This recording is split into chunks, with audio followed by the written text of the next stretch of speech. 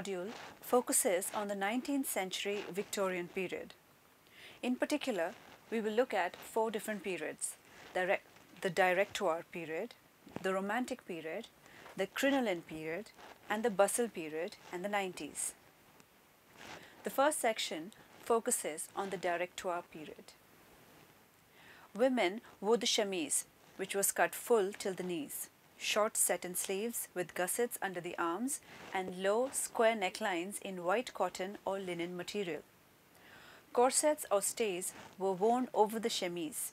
They were cut in straight lines without the emphasis on the waist, but pushed the breast up and out. Drawers and petticoats were also part of underwear. Pantalettes were long, straight white drawers trimmed with rows of lace and tucked at the hem. Bustle-like padded rolls were placed under the dress at the back of the waistline to give a forward slant to the body, or the Grecian bend. Dresses had tubular shape with waist placement below the bust, or the empire line. The skirts reached to the floor, the backs were gathered or pleated. Dresses that opened at the front displayed elaborately decorated petticoats worn especially for evening wear. Dresses for daytime did not open up at the front and were called round gowns. Outer bodice closed in front either by wrapping it across the bosom like a shawl or lacing it up over a short undershirt called a habit shirt. Necklines were low, square, and round or oval. Higher necklines finished in ruffles or ruffs with a drawstring. Sleeves were short, puffed or fitted, long or full.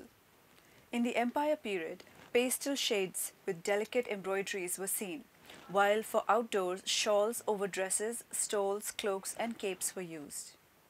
The Murray sleeve was another variation of the virago sleeve. The dress styles were inspired from Grecian and Roman statues discovered at the time. The faded nature of these statues was misinterpreted, supposing that Romans and Greeks wore only white. The Spencer coat was a short jacket that ended at the waist or just below the bust, with or without sleeves. The jacket was usually in contrasting color to the dress. The pelisse was a full-length dress in an empire silhouette. There were many different kinds of headdress. Greek prototypes were popular. The hair was combed back and gathered in ringlets or coils around the face in soft curls. Jockey caps and turbans were also worn. Footwear. Flat shoes were worn. Crisscross lacing ran up the leg. Short boots that reached to the calves and pattens for bad weather. Accessories included long gloves till the upper arms, reticules or indispensables. These were small handbags with drawstrings. Also used were muffs, parasols, fans and handkerchiefs.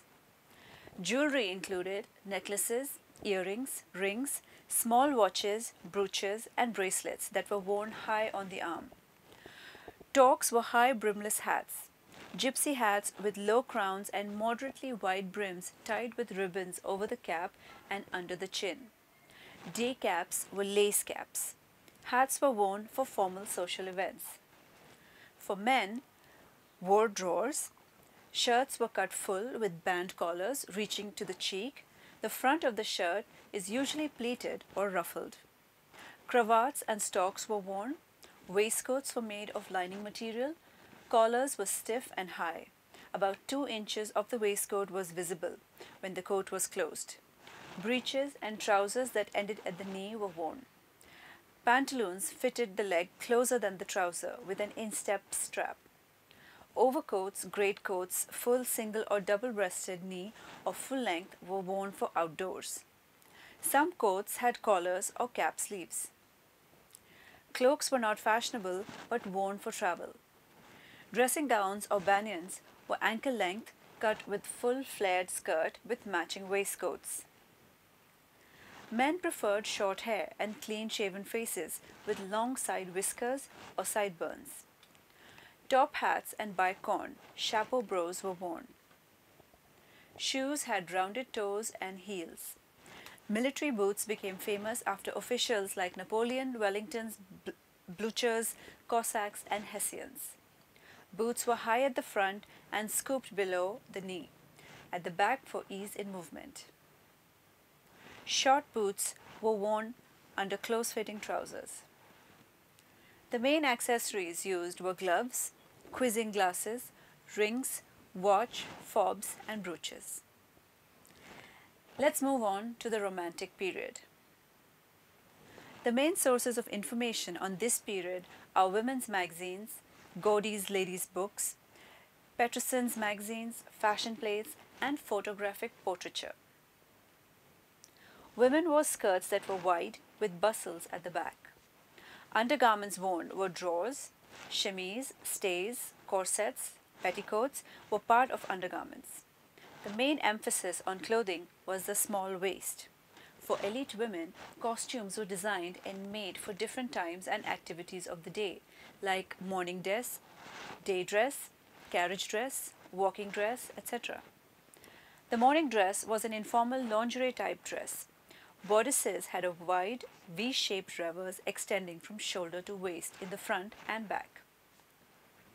Wide cape-like collars were worn. Sleeve designs were diverse. Sleeves were puffed at the shoulder and then attached to a long fitted sleeve till the wrist. Decorative epaulets or mancherons were used. Gigot or Lego mutton and demi-gigot was worn. Imbecile or the idiot sleeve was also worn. Waistline design remained straight with buckled belts and sashes. Skirt lengths kept changing. The pelisse robe was a dress for daytime. Chemisette or tuckers, these were raised necklines of daytime dresses. Pelerines, these were wide cape-like collars that extended over the shoulders and across the bosom. Fichu pelerine, these had two wide panels or lapels extending down the front of the dress and passed under the belt. Santon was a silk cravat worn over a ruff. Canezon, a small sleeveless spencer coat. Gilet corsage is a coat like a man's waistcoat. Most sleeves were set low, off the shoulders. Bishop sleeves. These were made with a row of vertical pleats at the shoulders, then released into a soft full-sleeved, gathered to fit a cuff at the wrist. Sleeve and bouffant, alternated places of tightness and puffed-out expanse. Victoria was a variation of a sleeve and bouffant and had a puff at the elbow. Tight sleeves with decorated frill over the elbow. Pockets were provided in skirts. Skirts were full, gathered into the waist. Trimmings included ruching, flounces, scallops, and cording. Bertha collar was worn. Mantle variations like mantelet, pelerine mantelet, burnous, paletot, and pardises were worn. The hair was parted at the center with light curls around the forehead, temples. A bun at the back was favored. False plaits and hair along with hair ornaments were used. Day caps included the capote bonnet. This was a soft crown with stiff brim. For footwear, stockings were knitted in cotton and silk. For evenings, black stockings became fashionable. Most shoes were the slipper type with very small heels. In cold weather, women wore leather shoes or boots with cold cloth gaiters, a covering for the upper part of the shoe and ankle. Rubber galoshes were introduced to protect the shoes. Hand accessories included reticules, purses, fans, muffs, and parasols. Short gloves during the day and long ones for the evenings were worn.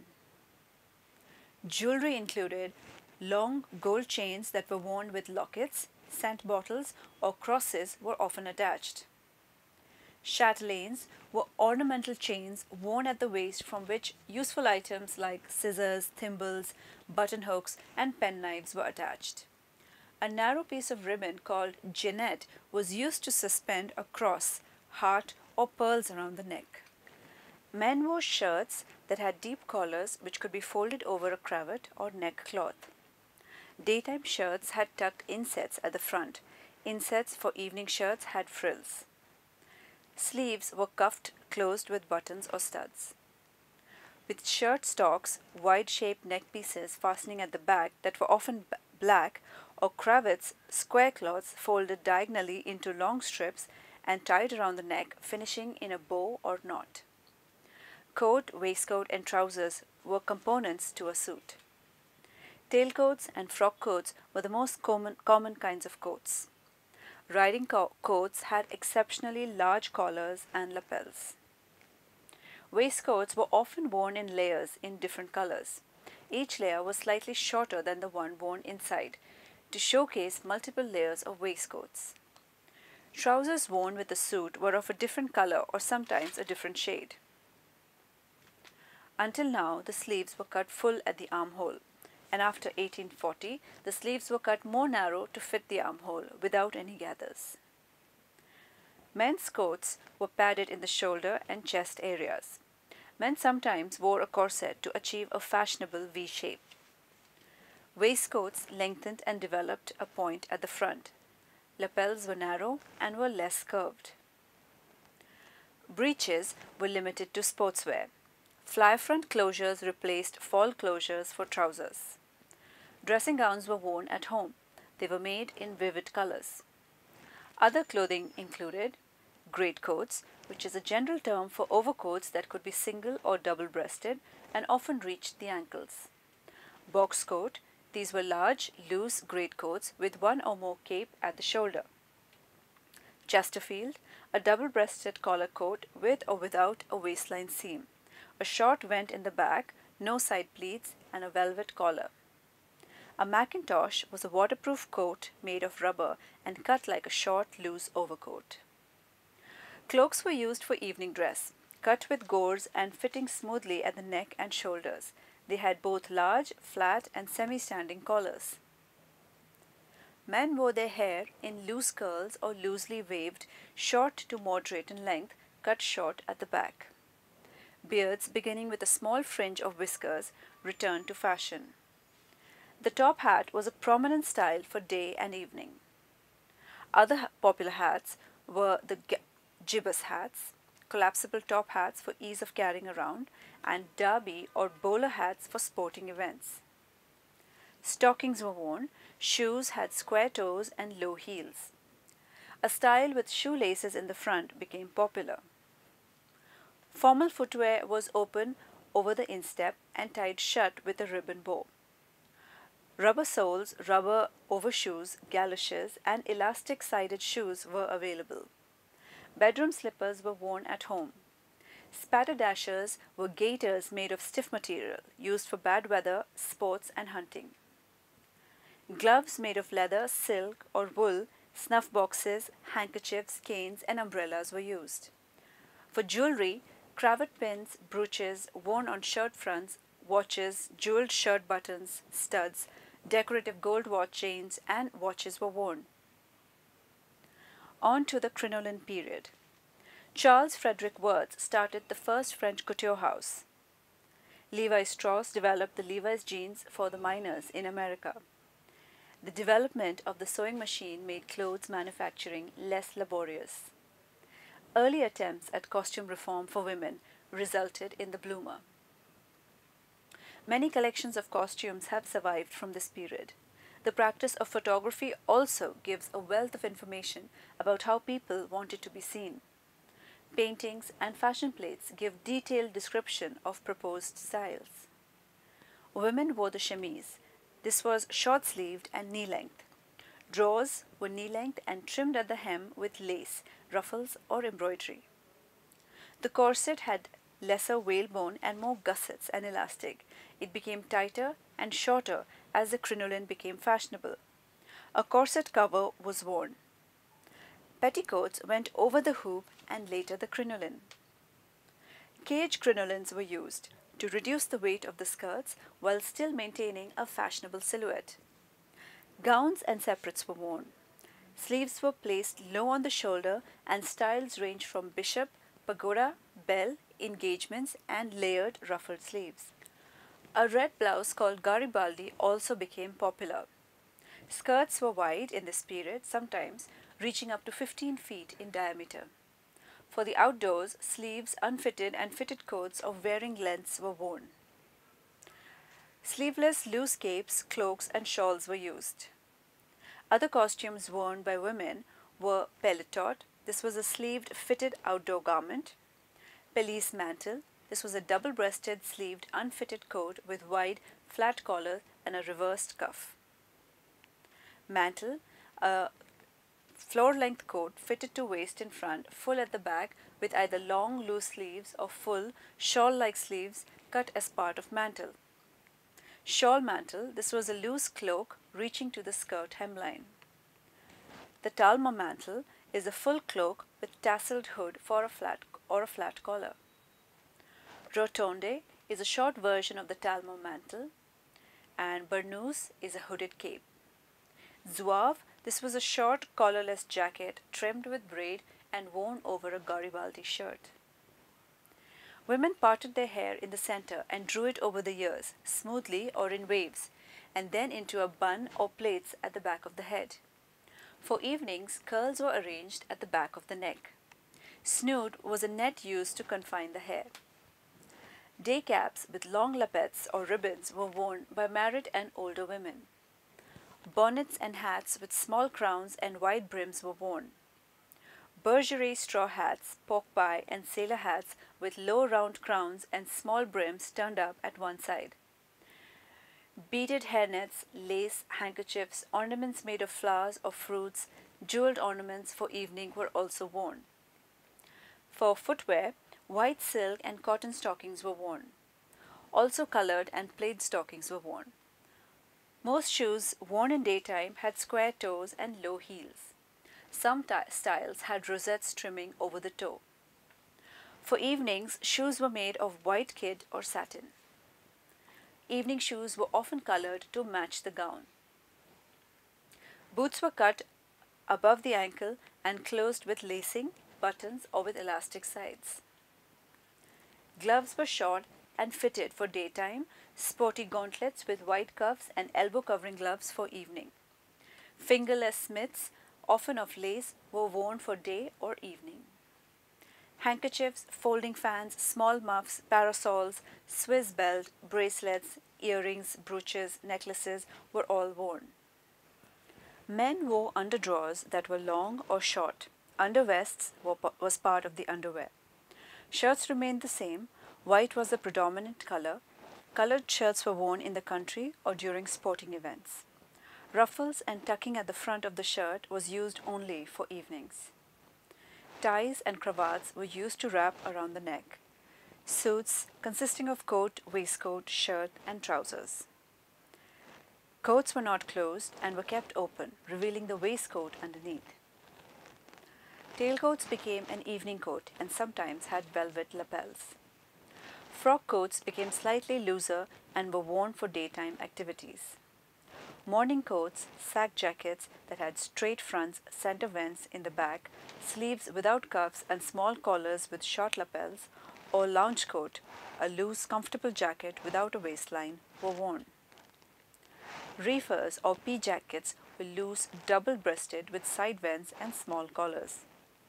Waistcoats in the daytime ended above the natural waist and were single and double-breasted. Waistcoats for evening were longer and always single-breasted. Trousers became wider at the hemline and were made in striped and checked fabrics as well. Suspenders were used to hold the trouser in place. Knickerbockers, a sportswear garment, was cut with loose legs and belted into a band that buckled just below the knee. This later became knickers. Dressing gowns were made in decorative fabrics and were worn with nightcaps. Smoking jackets were loose jackets made in velvet, cashmere, or other decorative fabrics with a tasseled cap. For outdoors, the Chesterfield frock overcoat, Inverness cape, and a raglan cape was worn. Men wore their hair short, either curly or waved with top hats. Long, full-side whiskers were stylish. Moustaches also became popular. Other hats were a low-crowned and wide brim made of felt or straw, the derbies or bowlers that were flat crowns and narrow brims, the Stetson hat, This originated in this period in America. Also worn were laced shoes, half or short boots with elastic sides or buttoned, or laced closings and long boots. Short or long gaiters or spatterdashers were added to shoes for sportswear. Men carried canes, umbrellas with decorative handles, and wore gloves. They carried watches, watch chains, pins, rings, and a variety of ornamental buttons and studs.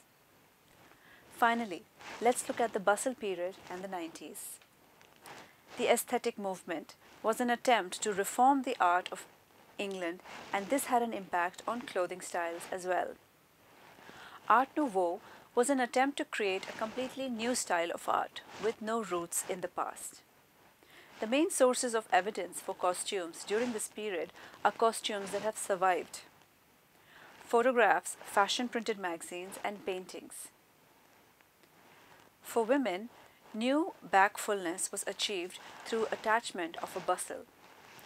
Combination was the combining of a chemise and drawers for convenience.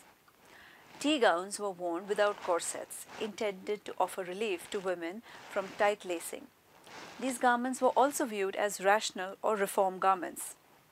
Other items worn for the day were wrappers, dressing sacks, combing mantles, and breakfast jackets. Separates, bodice, and princess dresses were worn. Norfolk jackets with skirts. The princess polonaise, when a princess style over a dress was worn with a separate skirt and then looped up or draped over the hip. Daytime and evening dresses were similar in silhouette, only the fabric, ornamentation, and trimmings varied. Ulster was a long belted coat made with a removable shoulder cape. Hair was parted in the center, waved around the face, and pulled into the back of the head. Long hair was arranged in large braids, chignon, or long curls cascading down the back of the head. As the silhouette became narrower, even the hair became more confined in buns and curls. High-boned collars were worn, and hair was taken off the neck and placed high on the top. Hats and bonnets were exceedingly elaborate with ribbons, feathers, lace, flowers, flounces as trimmings. Stockings matched the color of the dress. Embroidery and stripe patterns were popular. Shoes and boots had pointed toes and medium-high heels. Boots were less fashionable, calf-length, and closed with laces. Rubber-soled shoes were worn for sports like tennis, boating, and boots were worn for hiking and skating. Glove lengths varied with sleeve lengths. Fans included gauze material, hand-painted, or large ostrich plumes mounted on turtle shells or ivory sticks. Parasols were large and had ornate handles, long points, and were trimmed with lace and ribbons. For jewelry, bracelets, earrings, necklaces, and hair ornaments were worn for evening and brooches for daytime. Makeup was unacceptable in polite society, but cosmetics like cream, beauty soaps, and fragrances were popular. In the 90s, women wore underwear that was largely trimmed with lace, ribbons, and embroideries. Corset underwent a change in that they started below the bust and ended at the waist. The corset covers came to be called camisoles. Although the bustle was removed, the skirts continued to have a full hourglass silhouette, achieved through gathers and pleats. Shoulder constructions included yokes or revers with width at the shoulder produced by ruffles or frills. Sleeves became large at the shoulder and narrow at the wrist like the Lego mutton sleeve. Most skirts were gored, fitting smoothly over the hips. Sometimes the backs had pleats or gathers. Skirts also had buckram, lining at the hemline to give a stiffer, fuller fall. Although skirts were worn for sporting activities, slightly shorter skirts were worn. Blouses were called shirt waists and later nicknamed waists. These were one of the first mass-produced garments for women. The Gibson girl look became very famous. Tailor-made garments were made by tailors as opposed to dressmakers who had earlier made clothing for women.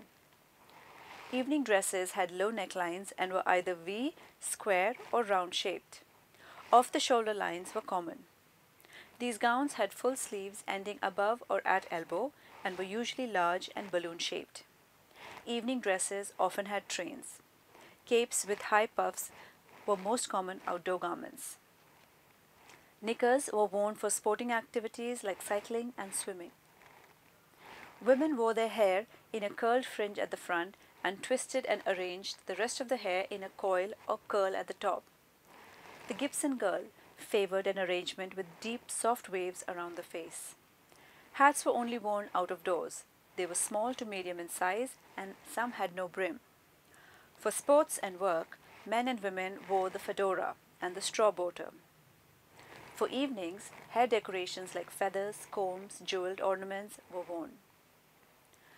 Shoes had slightly rounded toes, medium-high heels. Boots either laced or buttoned up. During the period 1870 to 1900, men wore drawers. They closed at the front with a button fly and a drawstring was used to adjust the waist. These drawers could be ankle length when worn under the trousers and knee length when worn for sports. Undervests or undershirts were hip length and had long sleeves. Union suits combined the drawers and undershirts. Frock coats were still worn. Morning coats, sack coats, or lounge coats continued in fashion, though the waist seam was no longer seen. The Norfolk jacket was a belted sports jacket. Trousers were straight and fairly narrow, though daytime trousers were fairly wide. Knickerbockers were worn for golf, hiking, tennis, and shooting. They were paired with stocking and sturdy shoes or boots and gaiters. Coats tended to be buttoned high up on the chest, and therefore waistcoats became less important. Shirts had a stiff front for formal wear.